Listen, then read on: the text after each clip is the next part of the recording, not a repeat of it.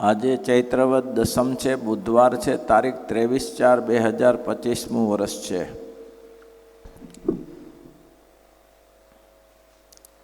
પ્રશ્ન સોમલા ખાતરે આપણે સત્સંગ કર્યો હતો આ પ્રશ્ન ઉપર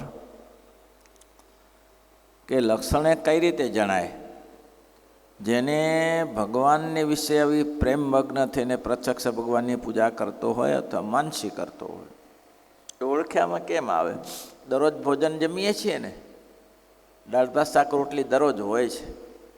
તમને ક્યારેક કંટાળો આવ્યો? અને કંટાળો આવ્યો ત્યારે જાણવું કે તાવ ચડ્યો છે. તમને જ્યારે કંટાળો આવે ત્યારે સમજી લેવાનું કે તમને તાવ ચડ્યો છે. આમાં પણ એવું જ છે, આ વિષયમાં પણ. દરરોજ મહારાજના ચરિત્ર એને ગવાતા હોય, પણ તમને જેમ દાળ ભાત રોટલી જેમ જૂના થઈ જતા નથી, નવા ને નવા લાગે છે, તેમ આ ભગવાનના ચરિત્ર, ભગવાનનો મહિમા અને માનસી પૂજા અને બાહ્ય પૂજા આમ નવીનમાં નવીન લાગવું જોઈએ ભોજનમાં. અને જ્યારે તમને રુચિ ન થાય ત્યારે તમારે સમજી લેવાનું કે આ મને તાવ ચડ્યો છે. તાવ એટલે શું? વિષયનો તાવ. ભગવાનની રુચિ ક્યારે ન થાય? ભગવાનના ચરિત્ર તમને ખબર જ છે કે આને છોડીને બીજું કંઈ કરી શકાય એવું છે નહીં આપણી પાસે. અંતે ગતિ કઈ છે? આ જ ગતિ છે. જીવ પ્રાણી માત્ર ભગવાનના ચરિત્રમાં મસ્ત રહે એ જ છે, બીજું કંઈ છે નહીં. મહારાજે ભૂતનું દ્રષ્ટાંત આપ્યું કે ભૂત છે એ કોઈને વશ થયો હોય તો પછી એને કામ પતી જાય એટલે ખાવા થાય, પણ એને થાંભલો ખોડી આપ્યો હોય તો એને કેવું ચડ ઉતર કર્યા કર, ચડ ઉતર કર્યા કર. તે ખૂટશે કામ? તે મારે નહીં ખૂટે. તેમાં ભગવાનની મૂર્તિના ચરિત્ર છે. આગળ 26માં કહ્યા હતા ને મહારાજ કે આ જે મહારાજના ચરિત્ર છે એ મૂર્તિરૂપી ઝાડમાં મનને ગોઠવી દેવું, જડી દેવું, તેમાંથી બહાર નીકળવા ના દેવું. એક ચરિત્ર ગાયું ને બીજું ગાયું ને ત્રીજું ગાયું ને ચોથું ગાયું ને એમાં તમને થતું હોય.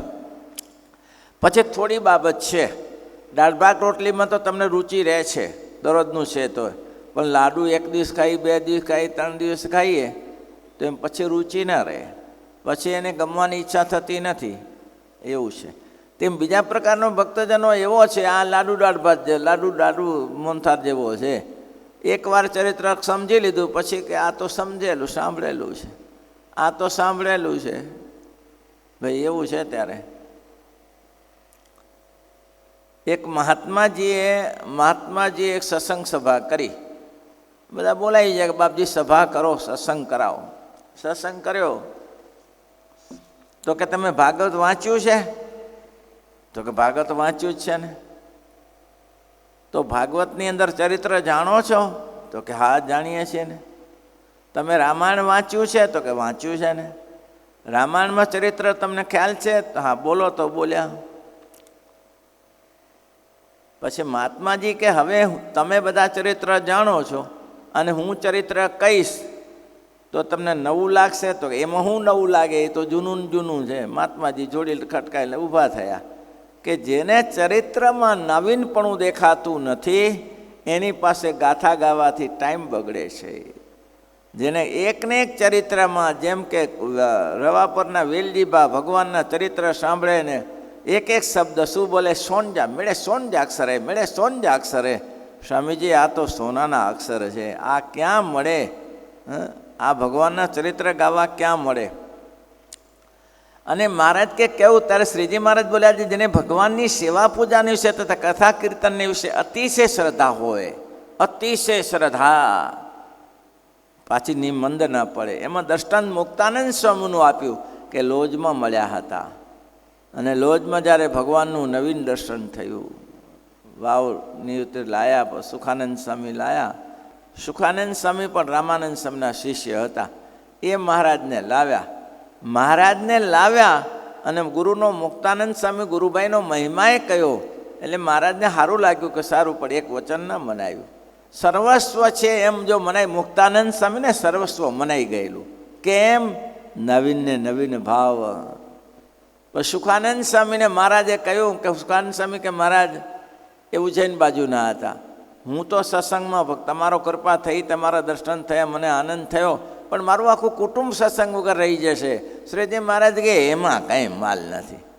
બોલો, અને એટલા જ માટે શ્રીજી મહારાજે વચનામૃતમાં સ્પષ્ટ કહ્યું કે નરનાદેવની ઈચ્છા હોય તો સત્સંગ વધો ને સત્સંગ ઘટો, એની બહુ ખરખરો કરવાની જરૂર નથી. તમે તમારું કરી લેજો, તમારા જોગમાં જે સમાગમમાં આવે તેને સત્સંગ કરાવજો. બહુ તમે ફરવા જશો ને તમારું રહી જશે પટેલ જેવું, એવું ના કરતા એમ. એટલે મહારાજે કીધું કે સુખાનંદ સ્વામી એ કંઈક એ બધા જગતના જીવો છે, એમાં કંઈ લાભ ન થાય, તમે સત્સંગ કરો. પણ ના માન્યા અને ગયા તો 12 જ મહિનામાં પાછા ના આવી શક્યા, ત્યાં ને રહ્યા. એ મુક્તાનંદ સ્વામીને એવું ના થયું, જેમ મહારાજ કહે તેમ, જેમ મહારાજ કહે તેમ. આટલી ઉંમર હતી ને મહારાજ કે તમે બુરાનપુર જાઓ, ભલે મહારાજ જતો આવું. આવી દ્રઢ નિષ્ઠા હતી પુરુષોત્તમ નારાયણ ભગવાનની. અને એ કેવા ભક્તો હશે મહારાજના વખતમાં. ગોવિંદરામનું દૃષ્ટાંત આપ્યું હતું કે જ્યારે બુરનપુરમાં તકલીફ થાય ત્યારે ગોવિંદરામને કીધું કે તમે લ્યો આ હાર લઈ જાઓ અને આ કાગળ લઈ જાઓ અને ગોવિંદરામને શિવરામને બધાને ત્યાં ગોવિંદજીને શિવરામને બધાને આપજો. હવે રાત્રે 10 વાગ્યાને નિશ્ચય કેવો હશે પુરુષોત્તમ નારાયણનો, બોલો. આવું મહાત્મ્ય મારો પ્રભુ કહે તે થાય જ. હવે રાત્રે 10:30 11 વાગ્યાનો ટાઈમ થયો અને નદી ગુંગવાટા વારતી હોય અને ત્યાંથી પહેલી બાજુ જવું, મહારાજ કે લ્યો આ ભટ્ટજી લેતા જાઓ, ત્યાં તકલીફ છે શિવાજી શિવારામને શિવરામને ને બધાને. નીકળી ગયા. હવે આગળ ગયા તો દેખાતું નહોતું. એક તો ઉંમર લાયક ગોવિંદરામ ભટ્ટ. આગળ જઈને શિવજીનું મંદિર, નીલકંઠ મહાદેવનું મંદિરમાં જઈને થોડો આરામ કરીને પછી જાઉં, ઊંઘ ચડી છે. ઊંઘ ગયા તો ત્યાં નીકળ્યા. બોલો, આવો નિશ્ચય કે હું આ મહારાજને કીધું મારે પૂજા ના પૂજા આવીને કરજો. હવે કમસે કમ પૂછે તો ખરો ને, ચાલતા તો ટાઈમ લાગે ને. મહારાજ બોલે એ બધું થાય. આવું મહાત્મ્ય. લીલા ચરિત્ર ગાઓ ત્યારે મહાત્માથી ગાઓ, મહારાજની કથા વાર્તા સાંભળો ત્યારે કથાથી. કોની કથા છે આ ભાઈ? સ્વામિનારાયણ ભગવાનની કથા છે, કોઈ નવલકથા નથી. અક્ષરાધિપતિ જે અક્ષરધામમાં પુરુષોત્તમ નારાયણ બિરાજે છે તેની હું કથા ગાઉં છું ભાઈ.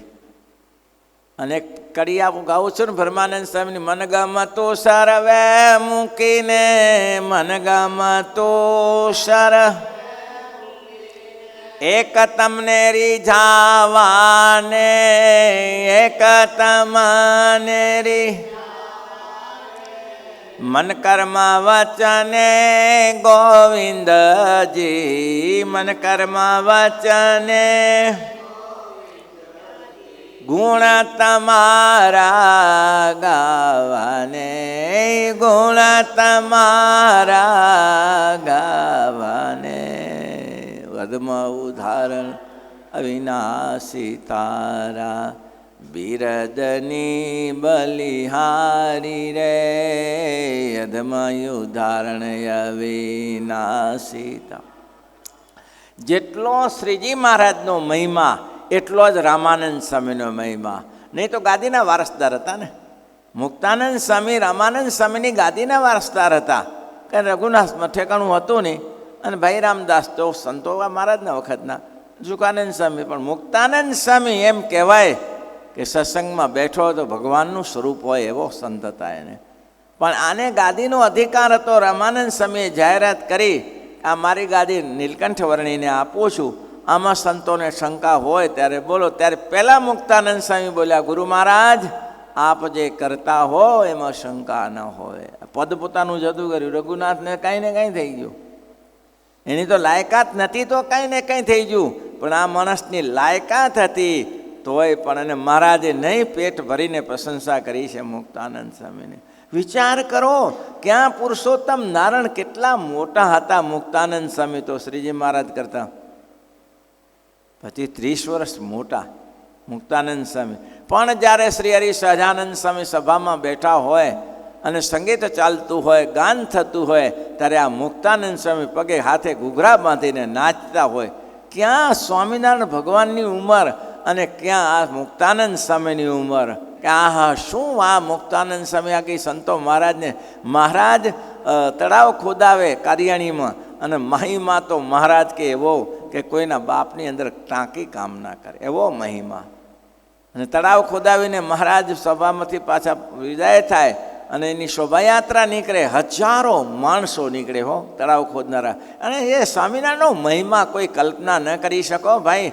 અને એટલા જ માથે તો લાખડીયામાં મહારાજ ભેગા થયા.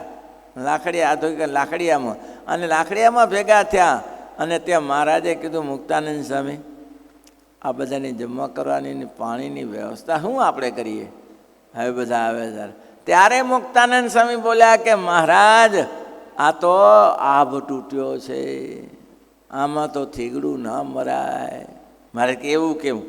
અરે રામાનંદ સ્વામી આમ ફરતા હતા આ બધા ગામમાં, ત્યારે હું એ સાથે ફરતો હતો, પણ 10 હરિભક્તો ને 5 હરિભક્તો ને 15 હરિભક્તો એ સામેના માણસ વ્યવસ્થા કરી લે, પણ આ 5-5 હજાર માણસની વ્યવસ્થા કોણ કરે?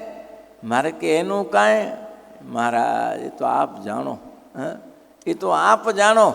જ્યાં નામ પડે ને, જેમ નદીઓના પ્રવાહ દોડે વર્ષા ઋતુમાં, એમ શ્રીજી મહારાજનું નામ પડે અને લોકો દોડા દોડી કરતા હતા. તો આ પુરુષોત્તમ નારાયણનો મહિમા અહીં કીધું કે નવીન ને નયન મહિના રહે કે ક્યાં રહે.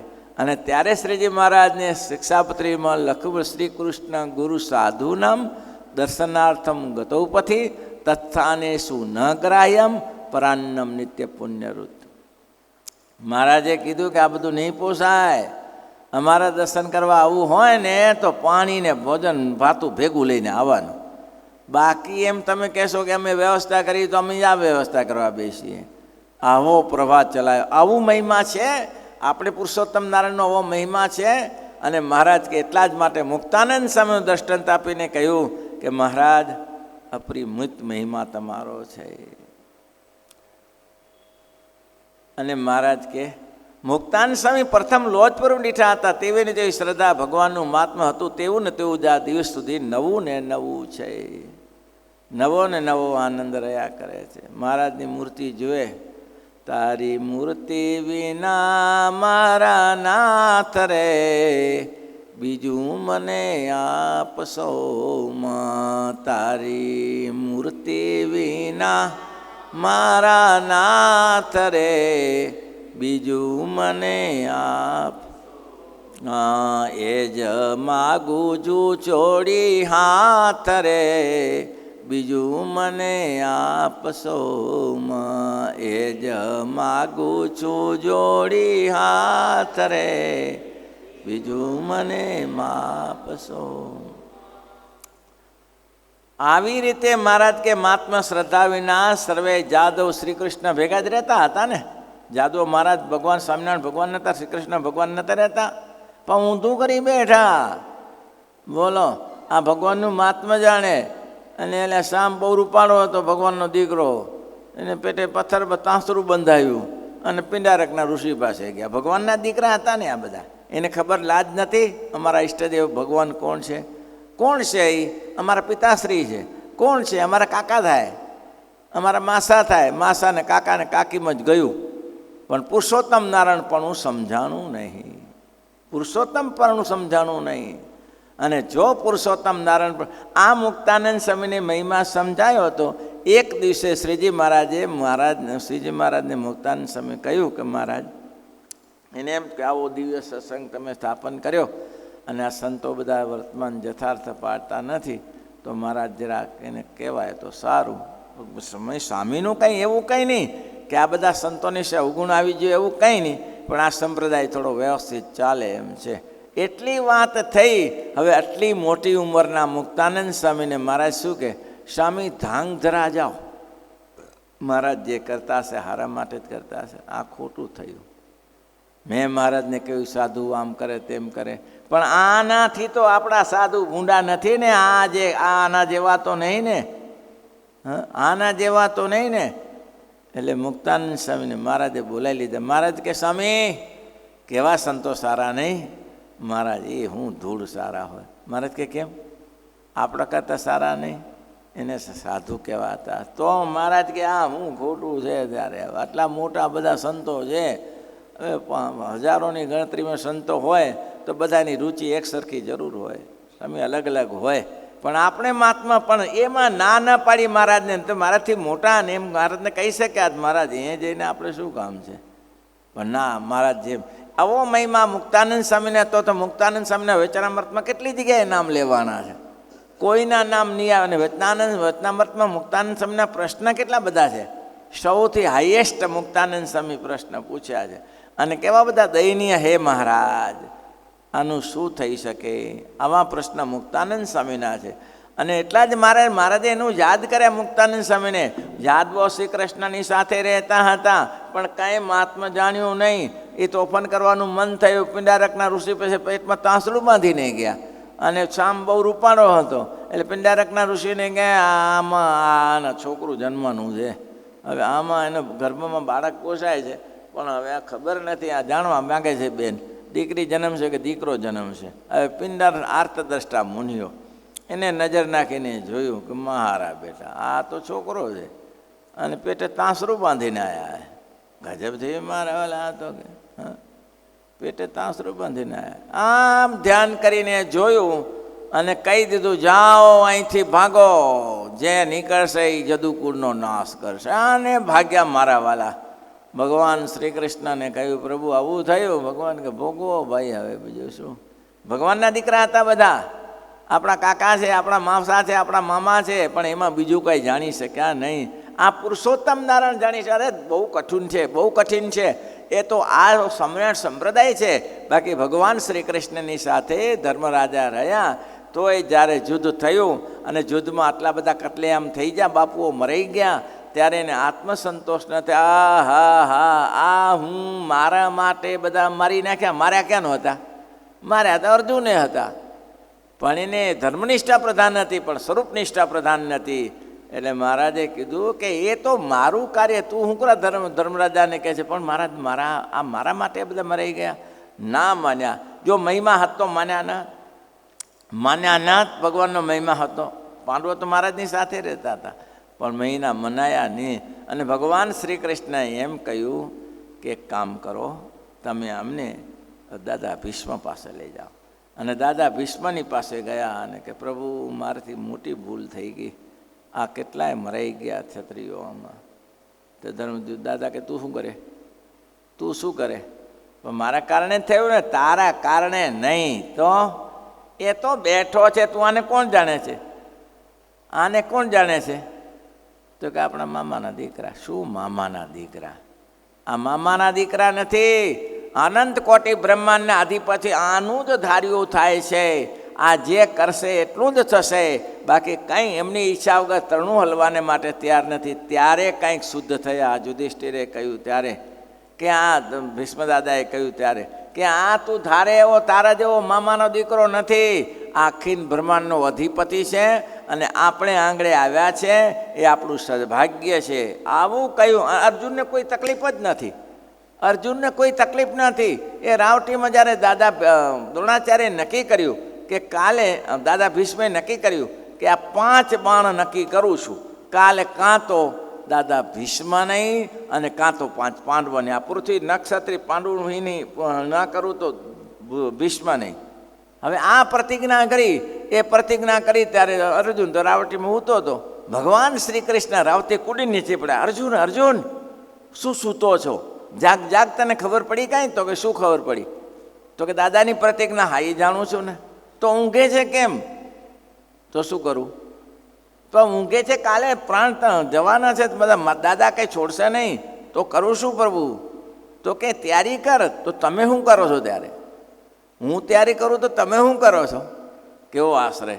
તમે બેઠા છો, પછી શું કરા? તમે જાગો છો તો મને ઊંઘવા દો ને. હા, તમારી આજ્ઞા વગર તો કે તમારા વગર તો કંઈ થશે નહીં. પાંદડું તૂટશે જ નહીં. શકુની ગમે તેવો હોય, શકુની ગમે તેવો હોય, એટલું જાણતો હતો. જ્યારે દુર્યોધન અને અર્જુન બે ભેગા ગયા દ્વારકામાં માંગણી કરવા માટે, ત્યારે શું વાત જાણી પ્રસિદ્ધ છે. દુર્યોધને અર્જુનને પેલું માગવાનું કે અર્જુને કીધું 2 છે મારી પાસે, એક મારી સેના છે ને એક હું છું, બોલો જે કામ હોય તે. અર્જુન કે સેનાને કાંઈ કામ નથી, તમે છો તો બહુ થઈ ગયું, પણ હું ક્યાં યુદ્ધ કરીશ? યુદ્ધ ક્યાં કરવાનો છે મારે? તો તમે શું કરો? રથ ચલાવીશ. તારો રથ ચલાવીશ, યુદ્ધ નહીં કરું. હા, બહુ થઈ ગયું. રથ ચલાવો તો બીજું તો હું પહોંચી વળીશ. રથ ચલાવો. દુર્યોધન કે આવા ને આવા. સેના 7 અક્ષોણી છોડી અને આને માગ્યું. બુદ્ધિકર્ણ પેલા શકુનીને કે આના જેવો મૂર્ખો હોય. શકુને કે આના જેવો મૂર્ખો હોય. કૃષ્ણની માંગણી કરી, સેનાને છોડી દીધી. શકુની માથું ખંજોડ્યું. અલ્યા મૂર્ખા, એ મૂર્ખો નહીં, તું મૂર્ખો છો. એ તો રિંગ લીડર છે. ભગવાન શ્રી કૃષ્ણ ધારે એટલું કરી શકે. તને ક્યાં ખબર હતી? કોઈની જરૂર નથી એને. હવે આટલું તો સમજણ હતી હારાને, તો સામે ચડ્યા. અરે એ તો રિંગ લીડર છે, એ ધારે કરી શકે, એને કાંઈ સેનાની જરૂર નથી. મર્યો આમ જ આમાં મરીશ તું, કે આમ જ તું બરબાદ થઈશ. એને માગી લીધો હોત ને સેના આવી હોત ને તો કામ થઈ ગયું હોત. જો કે હવે થઈ ગયું તો કે બસ ભોગવો. ત્યારે શકુની મૂર્ખ હતો, પણ છતાંય એને ખબર હતી કે આ છે. ખબર હો, આપણી પોઝિશન એવી છે, આપણે જાણીએ છીએ ઉત્પત્તિ સ્થિતિને પ્રલય કરનારા મહારાજ છે, પણ આપણે એનું અમલમાં લઈ શકતા નથી. શકુનીને ખબર હતી આ ભગવાન ધારે કરી શકે. દુર્યોધનને ખબર હતી કે ભગવાન સુદર્શન ચક્ર લીધું ત્યારે હજારો હાથ ઊંચું શરીર કર્યું હતું, એ જ ભગવાન છે, પણ છતાં વર્તી ન શક્યા. શેના માટે? તો કે આ જગતના સુખ જ એવા છે કે ભગવાનને ભૂલાવે. આ જગતના સુખ જ એવા છે, ભગવાનને ભૂલાવે. મહાત્મા જાણતા હોય છતાંય આપણું ધાર્યું ન થાય એવું છે ત્યારે. અને મહારાજ કે ઉદ્ધવજી શું કર્યું ત્યારે? ઉદ્ધવજી 24 કલાક સાથે રહેતા હતા. ઉદ્ધવજી દૂર રહેતા હતા, પણ આજ્ઞા મહારાજને કેવી પાડી, કેવી આજ્ઞા પાડી. આશા મહો ચરણ રેણુ જો સામ સામ. ઉદ્ધવજીનો શ્લોક છે. જંગલમાં ગયા ત્યારે ભગવાને મૂક્યા જ્યારે ગોકુળમાં, ત્યારે ગોપીઓ સાથે આશા મહો ચરણ રેણુ જો સામ સામ વૃંદાવને કિમપી ગુલ્મલતૌષધિકમ. વૃંદાવને કિમપી ગુલ્મલતૌષધિકમ યાદુસ્તજમાર્ય પથાંબિહે ત્વા ભેજો મુકુંદ પદવીમ શ્રુતિભિર્વિમૃગ્યામ. કેવો શ્લોક બોલ્યા મહારાજ! તમારું તો મહાત્મા છે, પણ તમે જ્યાં ચરણ પાદુકા પાડી છે એ વૃક્ષ, વેલી, ખગ, મૃગ, ગોપીઓની તો વાત છોડો, પણ ખરગ, મૃગ ને પશુ પક્ષીનું ભાગ્ય છે કે તમારી રમણ રેતી માટે છે. અને મહારાજ આ જન્મમાં તો એ શક્ય નથી, પણ બીજો જો જન્મ મળે તો આ ગોપીઓની રમણ રેતીમાં મને આરટવાનો અવસર મળે એવો મારો કંઈ જન્મ આપો. એનું મહાત્મા એટલે મહારાજ કે ઉદ્ધવજીને શ્રી કૃષ્ણ ભગવાનનું મહાત્મા હતું. જાદુઓનું કોઈ નામ નિશાન જાણતા નથી. જાદુઓનું કોઈ નામ નિશાન જાણે છે? જાદુઓ કયા એક બે જાદુઓના નામ આવડે છે કોઈને? અને ઉદ્ધવજી સર્વવ્યાપી બની ગયા. સરસ શાસ્ત્રમાં ઉદ્ધવજીનું વર્ણન થયું. કેમ? તો કે ઉદ્ધવજીએ ભગવાનનું જેવું જોઈએ તેવું મહાત્મા જાણ્યું હતું. અને આ ના જાણવાનું મહાત્મા તો ક્યાંયના 24ના ભાવમાં ગયા. એ પથ્થર તાંસરી બાંધીને આવ્યા, એમાં જદુકુળનો નાશ થયો. એમાં ને એમાં ગંધારીએ યુદ્ધને અંતે કહી દીધું કે આજથી 36મે વર્ષે તારા કુટુંબ સહિત તું નાશ થઈ જઈશ. એને ભગવાન તો સ્વીકારવું જ હતું ને. ભગવાનને ઋષિનો રાપ મહારાજ ક્યારેક ખોટો ના પાડે. મહારાજ કે ઋષિઓનો સાપ છે એ મારે પણ સ્વીકારવો પડે ને તમારે સ્વીકારવો પડે. મોટા પુરુષનો સાપ આપ્યો એ લાગે ને લાગે. મહારાજ કે પિંડારકના ઋષિએ કહ્યું છે એ થશે, એમ જ થશે. અહીંથી જ ઊભું થયું હતું. આ યુદ્ધનું મેદાન ત્યાંથી જ થયું હતું અને પછી ભાગવું પડ્યું. તો 36મે વર્ષે એનો અંત લાવવા માટે ભગવાને કરી. એટલે પુરુષોત્તમ નારાયણનો જેવો છે તેવો મહાત્મા જાણવો બહુ કઠિન છે. શ્રીપતિમ શ્રીધરમ.